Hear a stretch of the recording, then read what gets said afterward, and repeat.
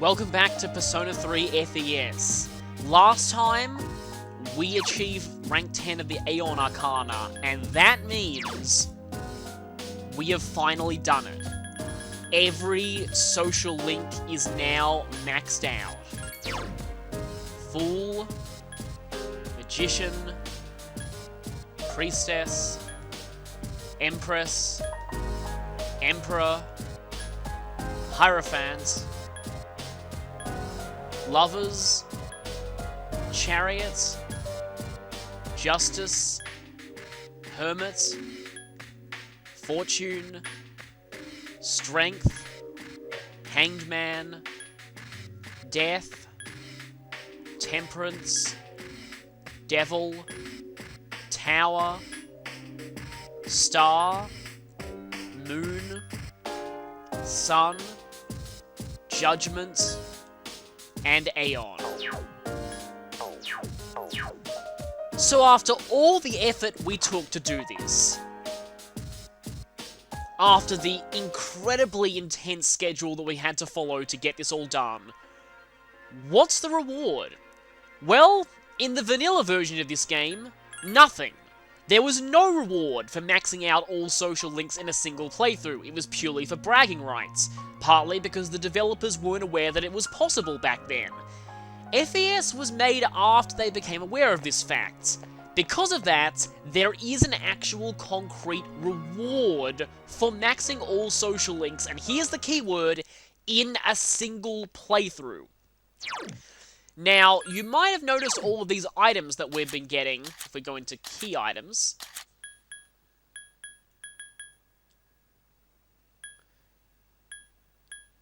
They're not quite in order, but these are all of the items that we got from maxing the social links. These items carry over to a New Game Plus and allow you to fuse their social links' ultimate personas. However, the actual link itself does not carry over. You need to max out every social link in the same playthrough in order to get this final reward. And to claim our final reward, we need to enter the Velvet Room after doing this.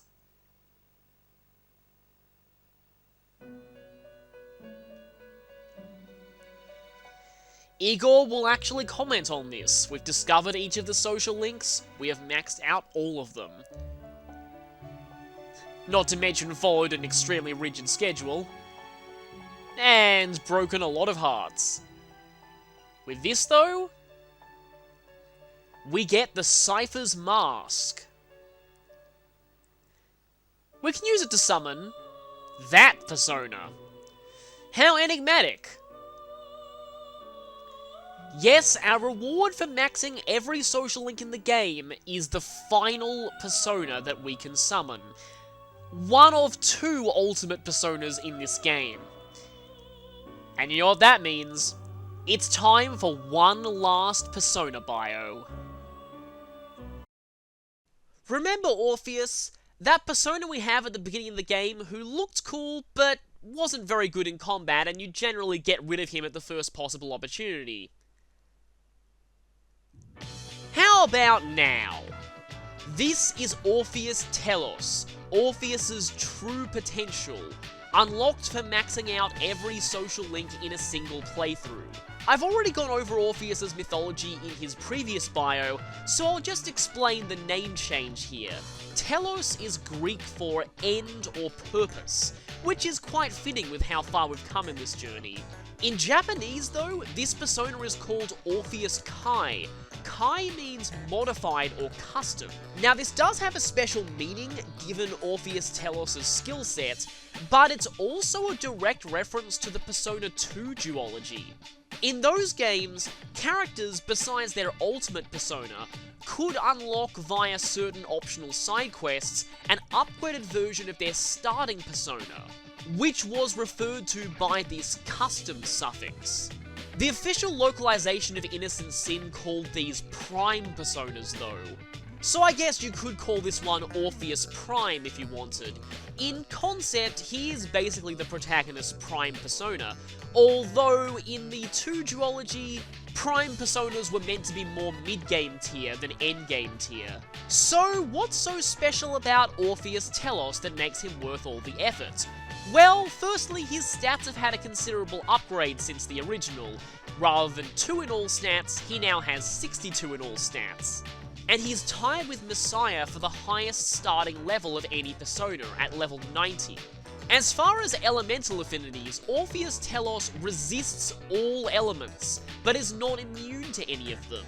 You might be thinking, why would you want that this late into the game, especially when it's possible to fuse Metatron, who's immune to everything? The reason for this is that Orpheus Telos seems to be specifically designed with the game's bonus boss in mind. The bonus boss will instantly kill you if you make yourself immune to any attack they use.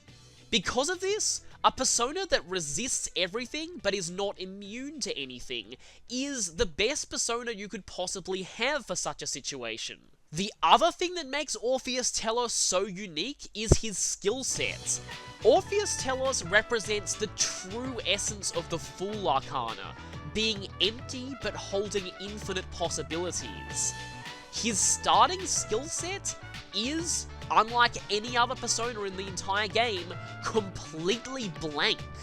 He learns Victory Cry at level 97, but that's the only skill that he gets naturally, and more importantly, he starts out with nothing. Orpheus Telos is purely defined by the personas you use to fuse him. The skills that go into him are entirely of your decision. This is where that custom suffix from the Japanese version comes in. Orpheus Telos is truly the single most customizable persona in the game. He can really do anything. The downside of that, though, is, because he can inherit every skill, that includes skills that you might not want to inherit, so it can take a long time to get a skill set that you want. Especially seeing as passing down immunities onto him will totally ruin that setup for the bonus boss. And reloading until you don't pass down any immunities can be surprisingly annoying. Orpheus Telos' fusion method is also very unique. He's the only persona in the game that can be made both from a special fusion recipe and through regular fusion. The special recipe is a hexagon spread, all involving ultimate personas of various arcana. Thanatos, Asura, Sheyor, Hallel, Metatron, and Messiah. Now, that's a very, very big money sink in the compendium. All of those are some very expensive personas. But from them, that gives Orpheus Telos the best chance of inheriting some of the strongest skills in the game. If you do this hexagon spread fusion, Orpheus Telos is guaranteed to inherit 8 skills. That is, fill up his entire initially blank skill slate. So if you want a really good Orpheus Telos, this is one of the most common methods with which to do it. However, Orpheus Telos can still be made via triangle fusion sometimes, in spreads that usually involve either Thanatos or Messiah. As Orpheus Telos is pretty much the persona that's recommended for the bonus boss, I thought I'd give a few skill recommendations just for that fight. The first one of all these is High Counter. The bonus boss throws attacks of all elements at you, but in every phase, they can use physical attacks against you, and a 50% chance of reflecting them back is actually going to be your main source of damage. It also does not trigger their instant death counter. Other skills that are useful are Mind Charge. Power Charge is not that great for the bonus boss because you want to be keeping your HP up as much as possible, and physical attacks are probably going to get you killed pretty quickly. To go with Mind Charge, I'd pick any of the severe tier element skills.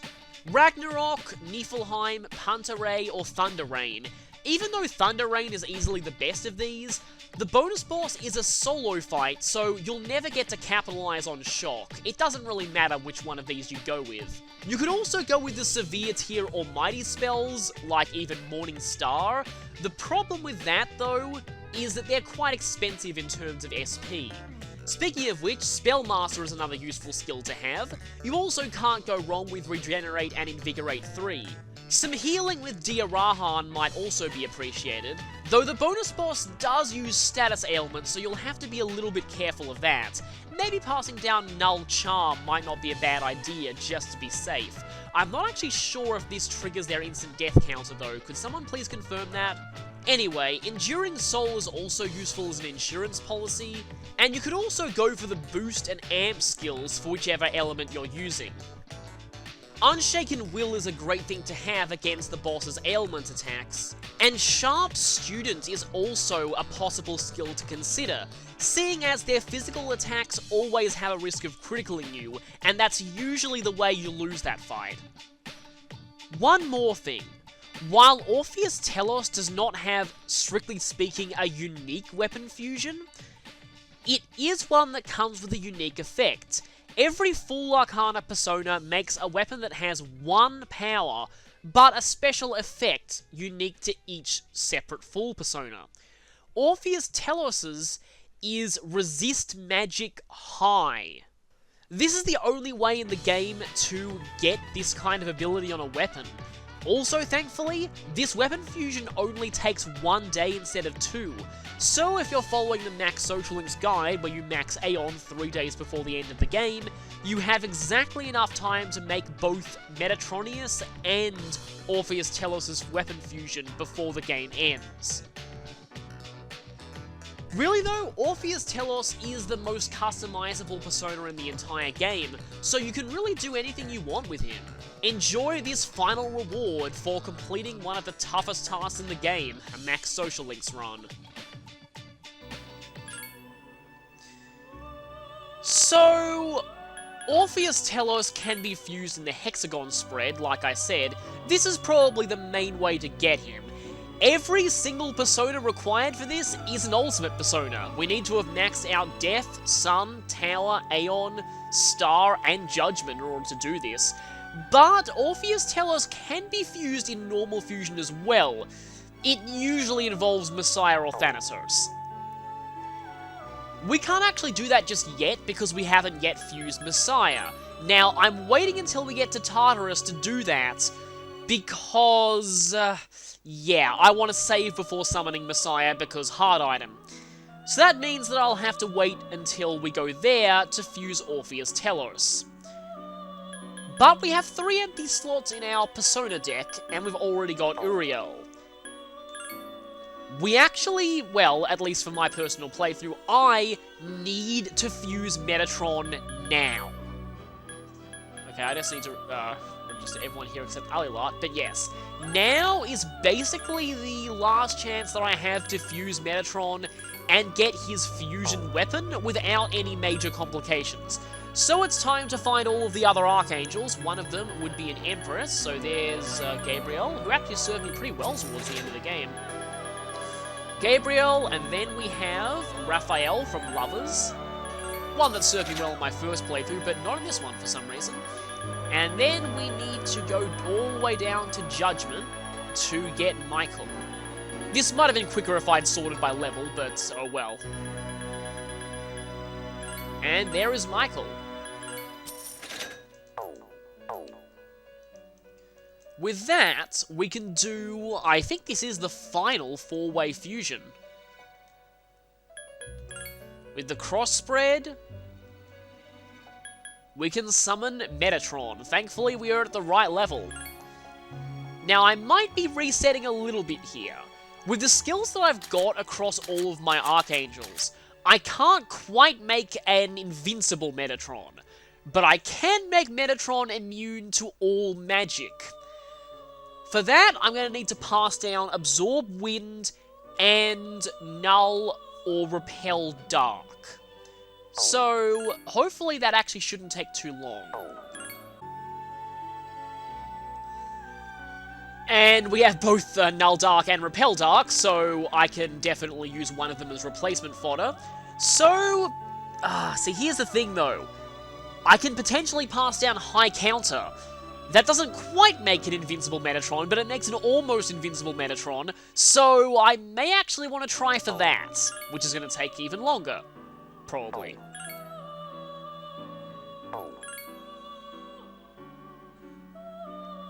Actually, it won't. There it is. High counter, repel dark, absorb wind.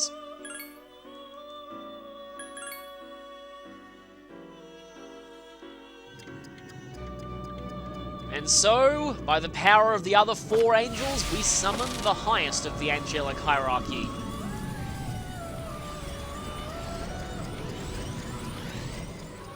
Come forth, Metatron!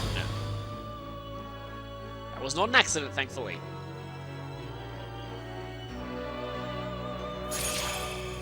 And the arm lift of awesomeness. I might actually need to get rid of some of Metatron's starting skills, though, to make room for all the repel ones. So, firstly, there's Megadola on. Probably gonna have to get rid of Revolution. It's kind of funny, Metatron is usually on the law side, so he probably wouldn't like that skill at all. Repel Ice. See, here's the thing. All of these skills, Auto Maraku and Auto Mataru together, are great. If anything, I kind of want to get rid of this. I've got other personas for Hummer. Unfortunately, if I want all the repel skills, I'm going to have to get rid of some other stuff. I'm probably going to have to get rid of that one.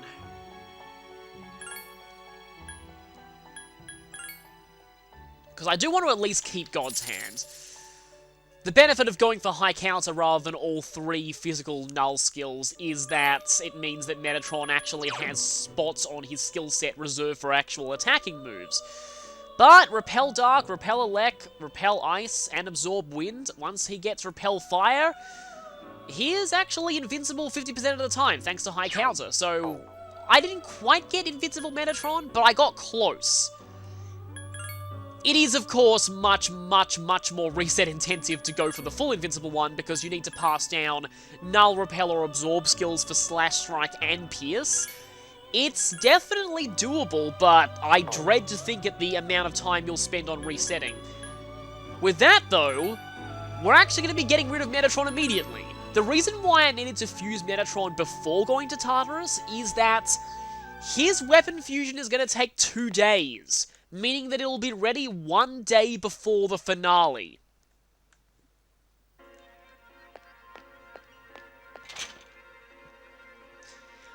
There is still time to pick up a weapon on the finale, but here's the thing. We have exactly 3 days left in the game. Metatron's weapon fusion takes 2 days. Yes, this gives the Metatronius. Gun name for the Mouthpiece of God. Aegis's ultimate weapon ready on 1 day before the final battle. Now, Orpheus Telos has a weapon fusion. This one, though, mercifully only takes 1 day, meaning there is exactly enough days left in the game to get both of them. Provided that we fuse Metatron now, which is the reason why I did it. So let's do this. I'm going to have to buy back Metatron immediately, because there's another very important reason why I want him.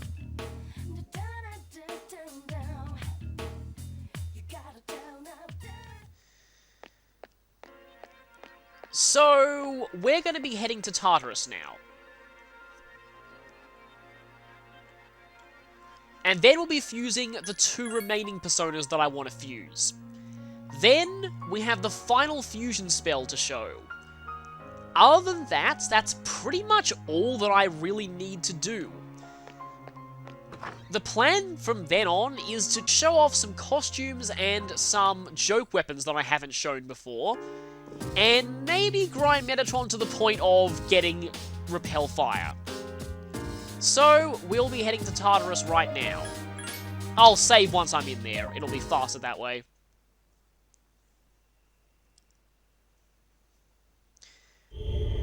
This is the last time we'll be going to Tartarus of our own volition.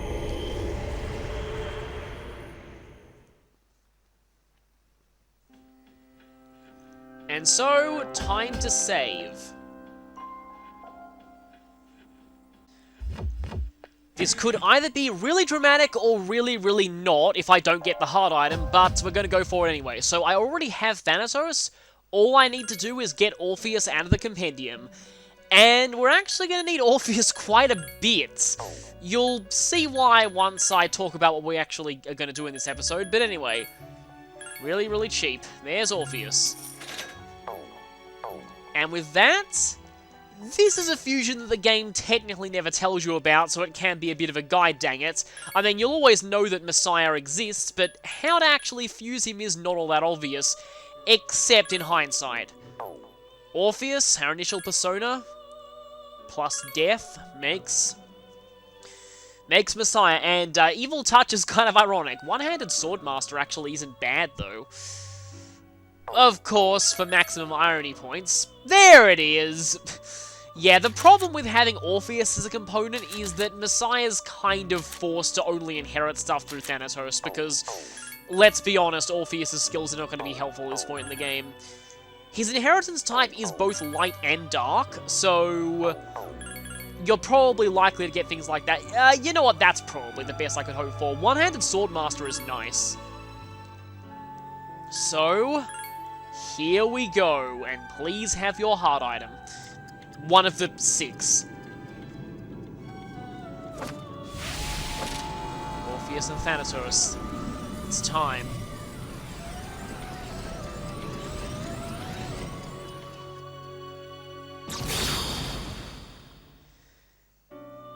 And no.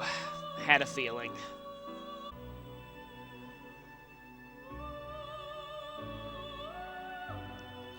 Okay, that only took 2 tries. And the background is lagging for some reason.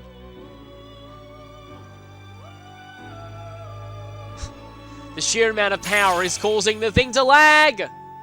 Wow.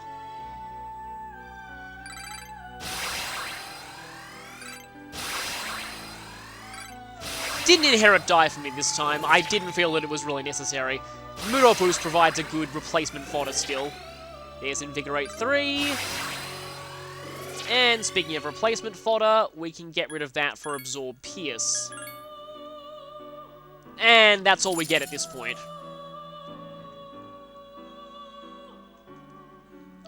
And so we have one of 2 ultimate personas in this game. Great stats all round, heart item, there's Enduring Soul, which, yeah, is what's going to give us the heart item.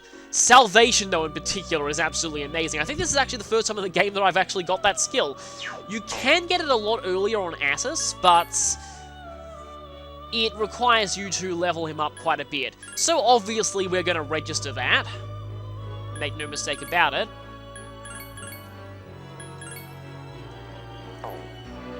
And now here's the thing. We have Messiah.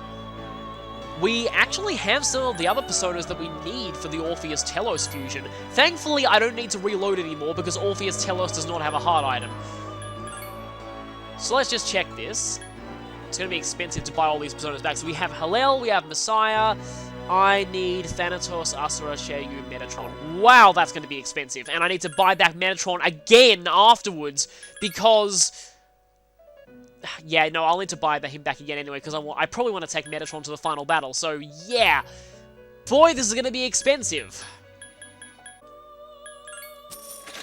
Yep, we have dropped below 1 million yen officially, and I'm going to need to buy back all these personas again after this. I might actually need to farm some money. And yes, with that, we can do the Hexagon Spread Fusion. Like I said, there are other ways to make Orpheus Telos, but I kind of wanted to show this one, because this one has the biggest chance of passing down a lot of very, very good skills. So, yeah, you'll notice that Orpheus Telos has a completely blank skill set, and inherits 8 skills. So, he is extremely customizable. Thing is, though, if you are going for the bonus boss, Null Elect, Null Pierce, Repel Ice are not what we want at all. See, now I actually don't want any of the Null skills.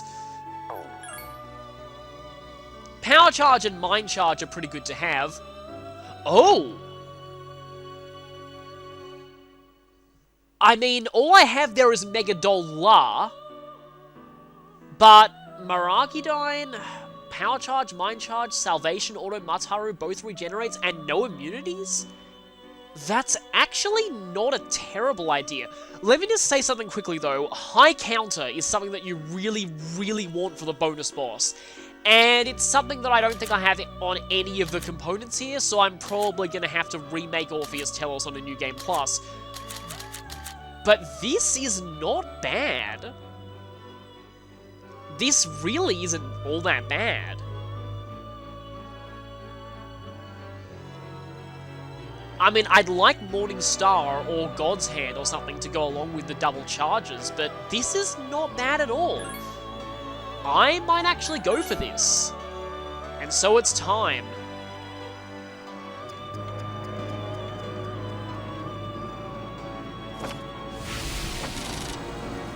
It is time for Orpheus to be reborn.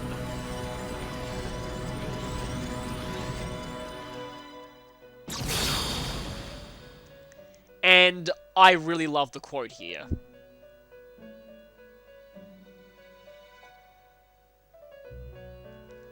Thou art I, and I am thou. From the sea of thy soul I cometh. I am Orpheus, master of strings. Yes, the same quote as from the very start of the game. Orpheus was with us at the beginning, and he'll be with us at the end.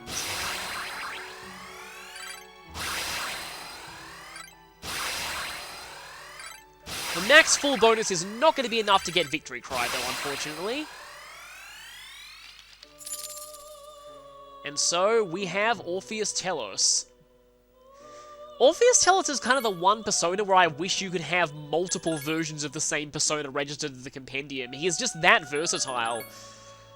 But, let's go ahead and register him.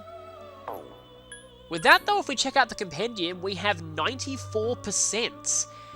And something that I actually realized. I promised that I'd be completing the compendium in bonus episodes. But there are only, I believe, 9 personas that I'm missing. I'm actually going to complete the compendium in this visit to Tartarus. However, before I do that, I'm going to want to go ahead and take care of everything else that I wanted to. That means I need Metatron, and I'm also going to need Mithra. I would quite like you back again, but this is quite a lot of money. I'm going to need to save some for... You know what, I think I'll just farm some money, because I'm going to need a bit more for the compendium. But let's see, I need Mithra, who is in Temperance. There you are. I did say ages ago that I would really need Mithra for something, and that something is coming up right now.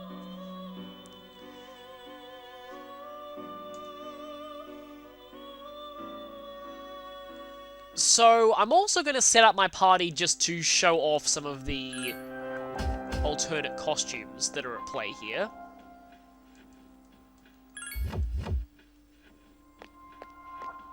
I don't think Ken has any of... Well, I guess he doesn't have any beach outfits. But anyway, the real reason why I want to go back into the first block of Tartarus now is to demo one final fusion spell.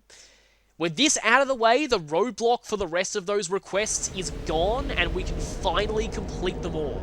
No need to do the other fusion spells, because as long as you've done them and you have them in your fusion spell log, you will still be able to complete the requests. But there is one more that we haven't done yet. There are 2 enemies. One of them knows what's coming, the other is blissfully ignorant. So, Metatron. With Metatron and Mithra's power, we're able to use Last Judge. Fitting name for the final fusion spell, and it's just as expensive as Infinity. Severe almighty damage to all foes. I might actually want to go back into Monad and just show what this looks like against actually powerful enemies, because this isn't much of an indication.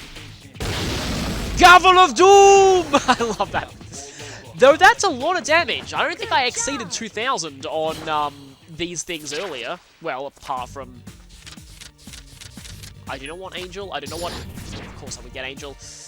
Wonder if that will help in some of the compendium completion things. I don't know. But for now, I'm just going to exit this floor.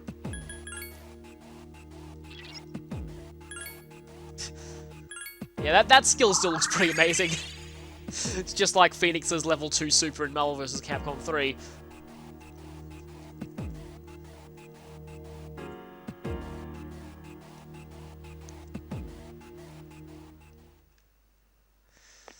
So, let's just do it more against some enemies that actually stand a chance of surviving it, just to show what it does against enemies that are actually relevant. Because otherwise, Armageddon is kinda superior. Actually, I forget how much power Last Judge has. I think it's like 800 or so. It's pretty high. I think it's more than Morning... Oh, you are the perfect victims! 3 strong enemies. You have been found guilty of being annoying and demonic spiders. You are hereby sentenced to massive almighty damage. Objection overruled! Actually, that's pretty good. That's about as much as a power-charged... that still hurts. That's about as much as a mind-charged Morning Star, which is definitely a lot of damage. Unfortunately, Akihiko's dead. But yeah, definitely nothing to sneeze at. If you feel like Armageddon is too cheap, this is a pretty decent attack to use. It does require you to have Mithra in your personas, but it's a small price to pay.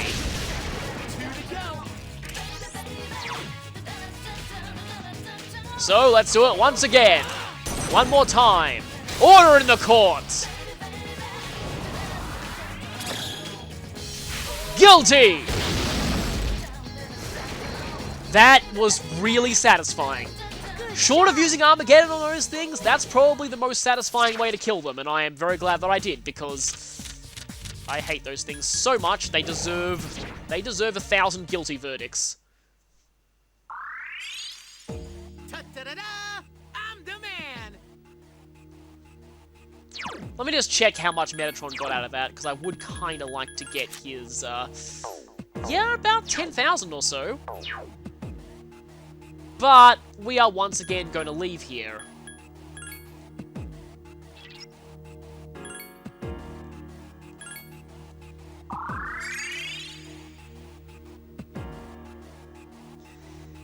Because it's time to finally turn this request into Elizabeth, and with it, finish off all of the requests that we're able to do outside of a New Game Plus.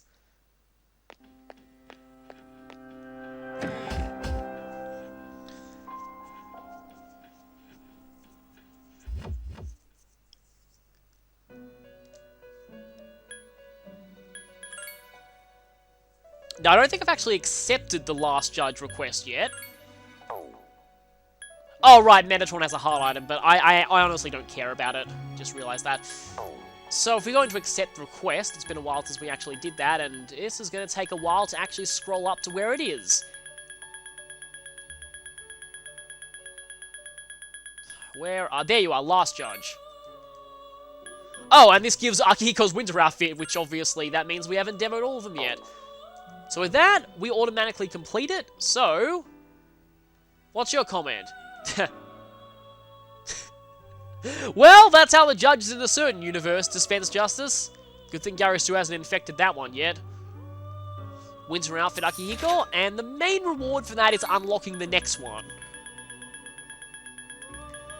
Trickster, that is Loki and Oh, Loki and the Slayer of Yamato no Orochi, not Yamato no Orochi herself. I was confused for a second.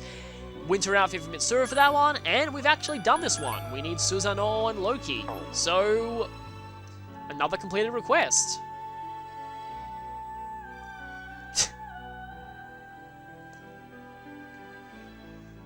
And so we get winter outfit for Mitsuru, and the next request, which I'm guessing this one should be Infinity, okay. Winter outfit for Ken this time, otherwise known as that really huge jumper that just feels way too big for him. Yeah, the persona that rests on its back, that's Vishnu. Definitely one of the more useful fusion spells, that. Yeah, snake scales are actually quite smooth, contrary to what a lot of people believe. I mean, it's why people make handbags out of them. And so, Ardhanari, Parvati together with her husband. This one can be a little annoying because, also winter outfit for Aegis means it's basically her school uniform, which is cool. Because how to fuse Shiva is a little bit obtuse, but once you figure it out, you can do this, and we have completed this request.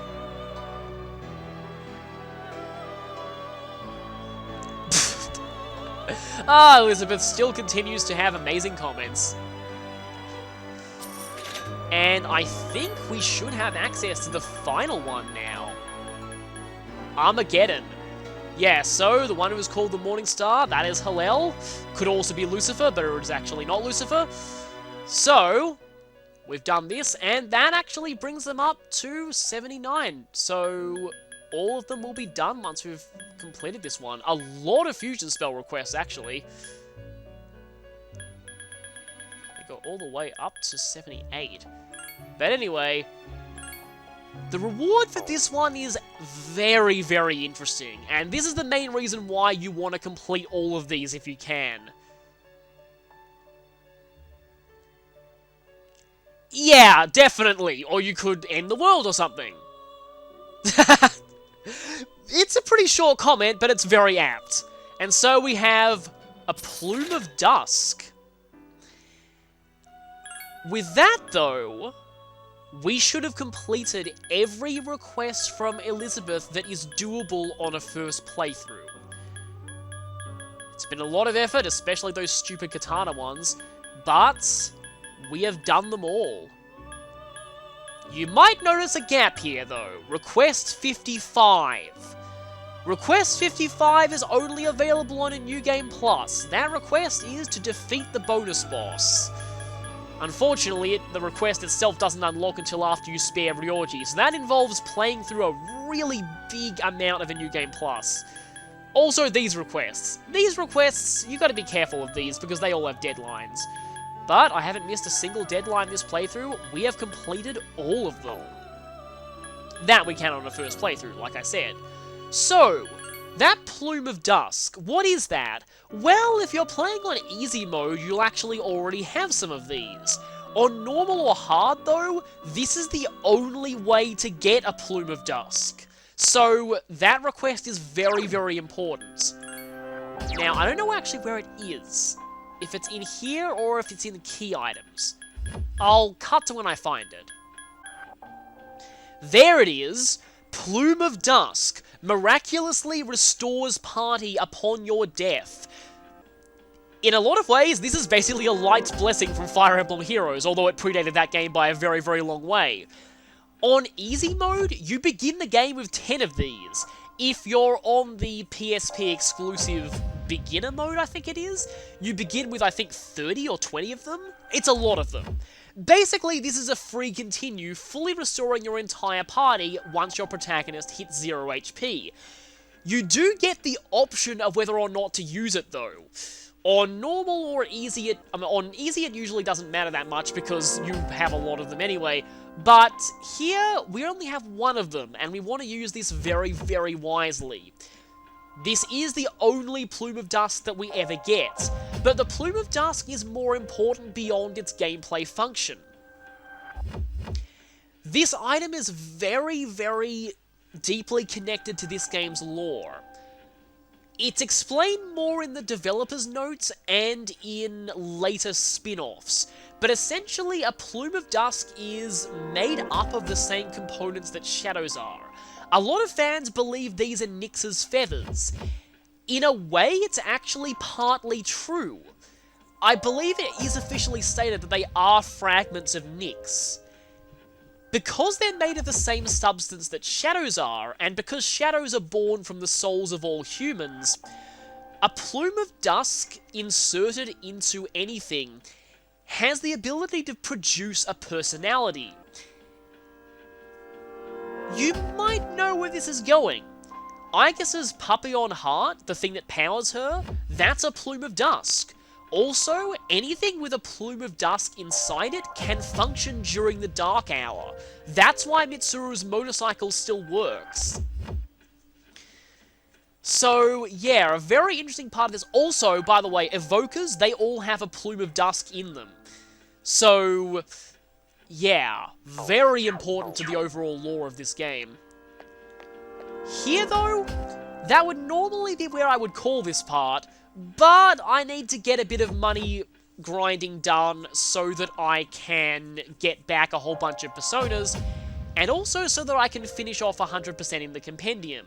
I'd also like to very quickly just do a demonstration of all of the alternate costumes that I haven't shown yet, or at least most of them. So, I'll see you back here for that.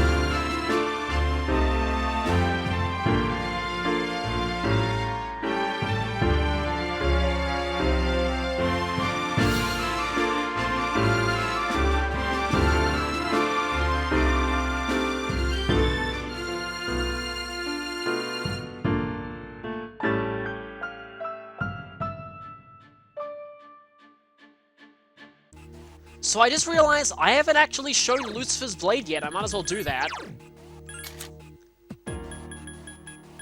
There we go. Plus 10 to all stats.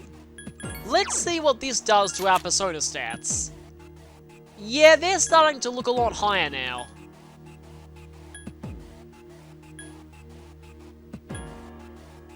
Especially Orpheus Telos and Messiah. Yeah, those are some very, very high stats there. Anyway, let's see what it actually looks like. Oh, that's kind of interesting. It's not really what I was expecting, but it's still pretty cool.